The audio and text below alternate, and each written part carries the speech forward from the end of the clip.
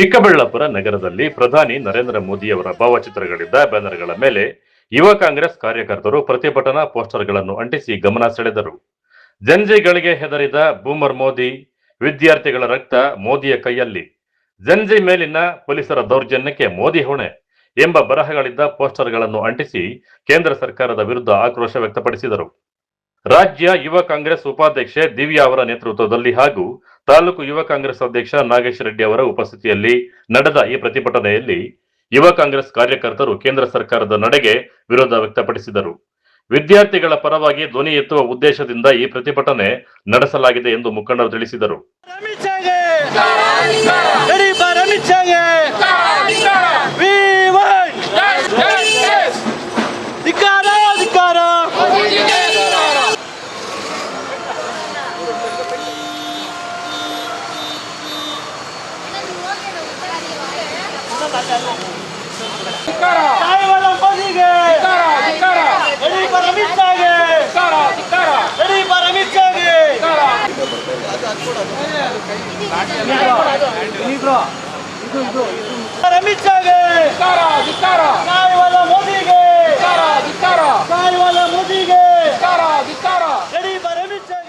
ನಮಸ್ಕಾರ, ನಾನು ದಿವ್ಯಾ ಅಂತ, ರಾಜ್ಯ ಉಪಾಧ್ಯಕ್ಷರು ಯುವ ಕಾಂಗ್ರೆಸ್ಸಿಂದ. ನನಗೆ ಈ ಜಿಲ್ಲೆ ಇನ್ಚಾರ್ಜ್ ಆಗಿ ಕೊಟ್ಟಿದ್ದಾರೆ, ಉಸ್ತುವಾರಿಯಾಗಿ ಹೊಸದಾಗಿ ಇವತ್ತೊಂದು ದಿನದಿಂದ ನಾನು ಚಾರ್ಜ್ ತೊಗೊಂಡಿದ್ದೀನಿ.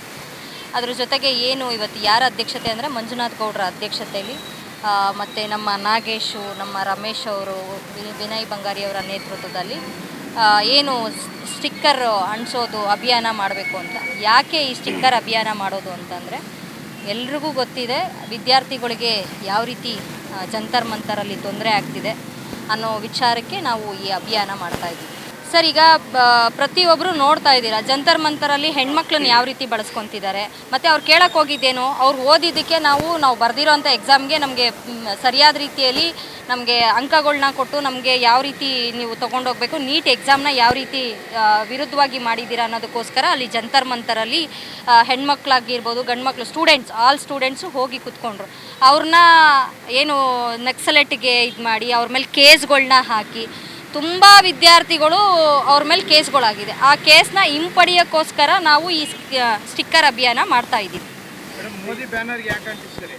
ಸರ್, ಮೋದಿ ಅವರಿಂದನೇ ಅಲ್ವಾ ಸರ್, ಇವಾಗ ನಿಮಗೆ ಗೊತ್ತಿದೆ ಕೇಂದ್ರ ಸರ್ಕಾರದಲ್ಲಿ ನಮ್ಮ ಪ್ರಧಾನಿಯವರು ಯಾವುದೇ ಅವರ ಮಾಹಿತಿ ಇಲ್ದಿರ ಯಾವುದೇ ಒಂದು ಕೆಟ್ಟದ್ದಾಗಿರ್ಬೋದು ಒಳ್ಳೆಯದಾಗಿರ್ಬೋದು ಯಾವುದೂ ನಡೆಯೋಕ್ಕೆ ಸಾಧ್ಯ ಇಲ್ಲ.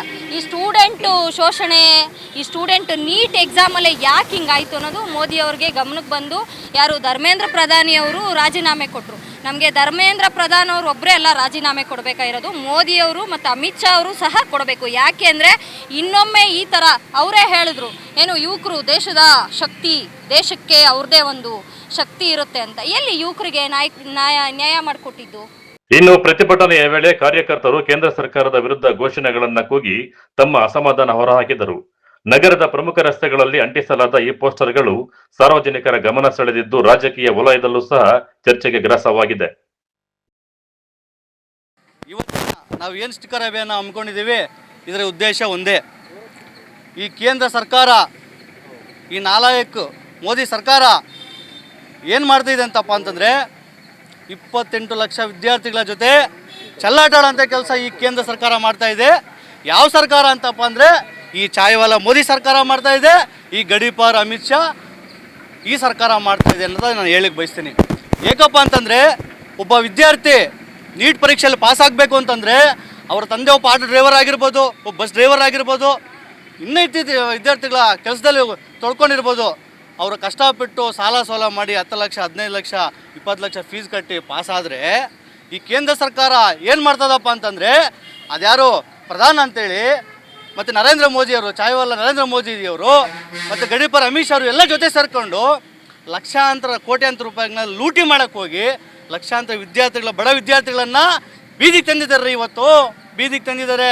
ಇದನ್ನು ಪ್ರಶ್ನೆ ಮಾಡಿದ್ರೆ ಏನಂತಾರೆ ಗೊತ್ತಾ, ಇವರು ಪ್ರಶ್ನೆ ಮಾಡಿದ್ರೆ ನಾವು ಏನೂ ಮಾಡಲಿಲ್ಲ, ನಾವು ಜಂತರ್ ಮಂತರಲ್ಲಿ ನಮ್ಮ ಲಕ್ಷಾಂತರ ವಿದ್ಯಾರ್ಥಿಗಳು ನಮ್ಗೆ ನ್ಯಾಯ ಕೊಡಿ ಸ್ವಾಮಿ, ನಮ್ಮ ತಂದೆ ಕಷ್ಟಪಟ್ಟಿದ್ದಾನೆ, ನಮ್ಮ ಅಣ್ಣ ಕಷ್ಟಪಟ್ಟಿದ್ದಾನೆ, ನಮ್ಮ ಅಕ್ಕ ಕಷ್ಟಪಟ್ಟಿದ್ದಾರೆ, ನಾನು ಓದಿಸಿದರೆ ನಾನು ಇವತ್ತು ಪಾಸ್ ಆಗಿದ್ದೀನಿ, ಮತ್ತೆ ಎಕ್ಸಾಮ್ ಬೇಕು ಅಂದರೆ ಹೆಂಗಪ್ಪ, ನಂಗೆ ನ್ಯಾಯ ಕೊಡಿಯಪ್ಪ ಅಂತೇಳಿ ಪಾಪ ಆ ಮಕ್ಕಳು ಕಣ್ಣಲ್ಲಿ ನೀರು ಹಾಕ್ಕೊಂಡು ಕೇಳ್ತಾ ಇದ್ರೆ, ನರೇಂದ್ರ ಮೋದಿ ಸರ್ಕಾರಜಿ ನಿಮ್ಗೇನಾದರೂ ಮಾನ ಮರ್ಯಾದೆ ಇದೆಯೇನ್ರಿ?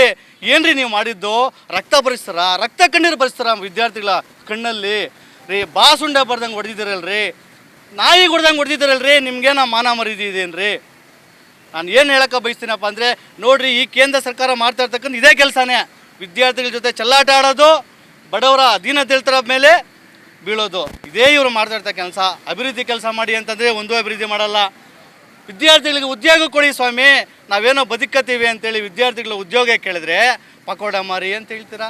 ಪಕೋಡ ಮಾರೋಣ ಅಂತಂದರೆ 220 ರೂಪಾಯಿ ಲೀಟ್ರು ಎಣ್ಣೆ ಆಗ್ಬಿಟ್ಟಿದೆ. ಪಕೋಡ ಮಾರೋಣ ಅಂತಂದ್ರೆ ಎಣ್ಣೆಗೆ ದುಡ್ಡಿಲ್ಲ ಸ್ವಾಮಿ ವಿದ್ಯಾರ್ಥಿಗಳ ಹತ್ರ. ಒಟ್ಟಾರೆ ಪ್ರಧಾನಿ ನರೇಂದ್ರ ಮೋದಿ ವಿರುದ್ಧ ಯುವ ಕಾಂಗ್ರೆಸ್ ನಡೆಸಿದ ಪೋಸ್ಟರ್ ವಾರ್ ಚಿಕ್ಕಬಳ್ಳಾಪುರದಲ್ಲಿ ರಾಜಕೀಯ ಚರ್ಚೆಗೆ ಕಾರಣವಾಗಿದೆ. ಈ ಪ್ರತಿಭಟನೆಗೆ ಬಿಜೆಪಿ ಯಾವ ರೀತಿಯ ಪ್ರತಿಕ್ರಿಯೆ ನೀಡಲಿದೆ ಎಂಬುದು ಕುತೂಹಲ ಮೂಡಿಸಿದೆ. ಕ್ಯಾಮರಾಮನ್ ಪ್ರವೀಣ್ ಜೊತೆ ಕಳವರ ಅರುಣ್, MMTV ನ್ಯೂಸ್, ಚಿಕ್ಕಬಳ್ಳಾಪುರ.